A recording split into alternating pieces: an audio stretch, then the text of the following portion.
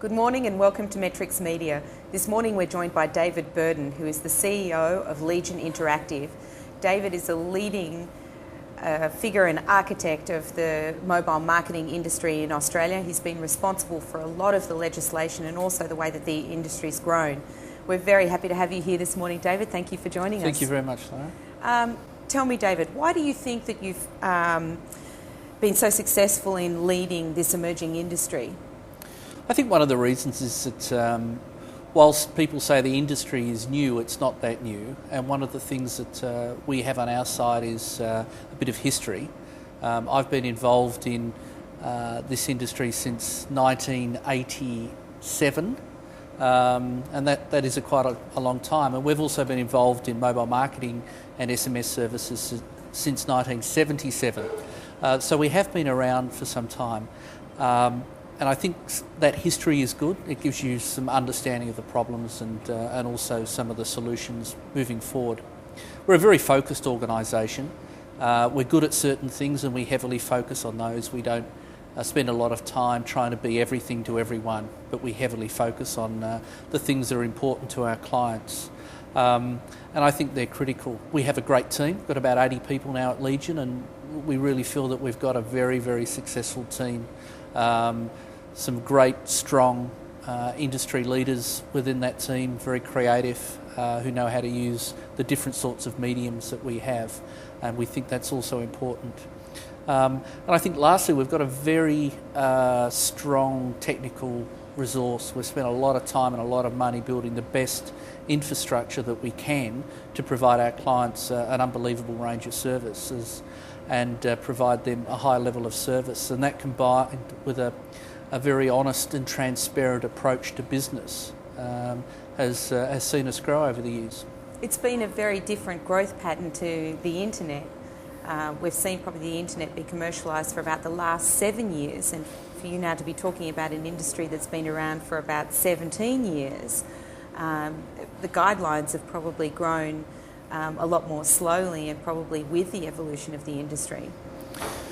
I think marketing using interactive devices has been around for that sort of time, and it's good to leverage what you already know. And yes, the internet's been around for 7 years, and I believe it's growing now.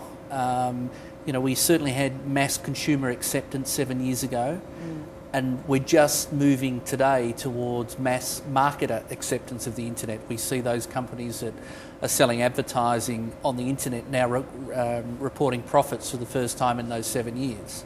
And it's interesting to note this 7-year time difference, because SMS has been around for about 7 years, and we're starting to see that become a success in the way that that's adopted. So I'm not sure if that's a magic number for technology and taking it from critical mass into actual dollars and profits, but it seems to be based on the internet and the SMS stories, yes. So has it really been the last 7 years that you've seen also market adoption of mobile marketing technologies? It's probably more clearly in the last 3 years we've seen a rapid uptake of that, and that's been swelled by the consumer interest in SMS. If we just look at the figures, in 2002 we were sending about 5 million SMS messages, just peer-to-peer messaging, and today we're sending 15 million messages. And that growth and the adoption of the technology that's driving that usage, the adoption of new handsets, means that the marketer now has a much richer device to start to work with. Do you think also because it's more accessible, almost everybody has a mobile phone today, do you think it makes it a much more valuable marketing platform perhaps than the internet, where children, for example, or teenagers only have about 30 minutes a day that they might spend online, whereas the phone is with them all the time? Yeah, we call them the always-on consumer, because that's what they are these days. They're carrying a device in their pocket of which we can communicate with, anyone can communicate with them effectively 24/7. I often get surprised by the number of people who tell me they leave their phone on all the time and they don't even turn it off at night. I'm in fact one of those. I hardly ever turn my phone off unless I'm on a plane. And that always on community is now doing a lot more things than just making voice calls and sending and receiving messages. With some of the programs that carriers have put in place now, they're walking out with enabled phones which have access to the mobile internet. They're taking pictures with their phones. They're sending those messages, to their friends, and they're expanding their lifestyle based on this device in their pocket. It becomes such a critical device to them that it's really important to them. And this is why the Australian Direct Marketing Association puts the mobile phone at the top of their intrusion pyramid, as it being the most intrusive device also to market to people with, because it is seen as a very personal device. A survey Nokia did a couple of years ago in Sweden said 14% of the Swedish population believed that their mobile phone was their best friend. And that's a very sad indictment, but it just shows the importance of this device to people these days. In the last 3 years then, with, I guess, consumers using their phones a lot more for communication, are they also using it a lot more to accept marketing messages? Are they open to accepting marketing messages in that environment? They are. They're very open to accept it on the condition that they've given permission to do so. We see a strong backlash if anyone tries to force unwanted messages on consumers. Very strong backlash. It hits the media.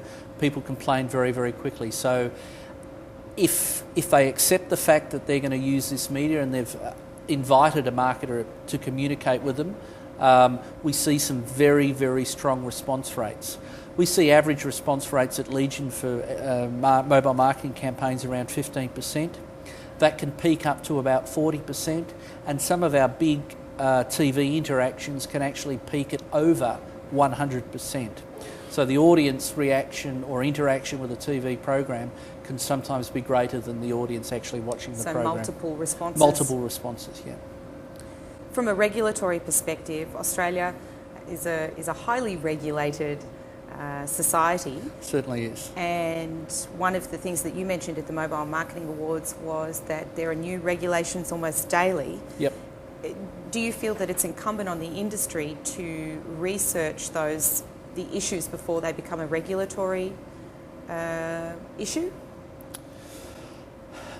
I think we're lucky that the Australian industry has been so proactive, and it's important to be proactive to ensure that we have a future industry that we can work with. And that's absolutely vital, because a lot of our futures, there's a lot of investment in this market.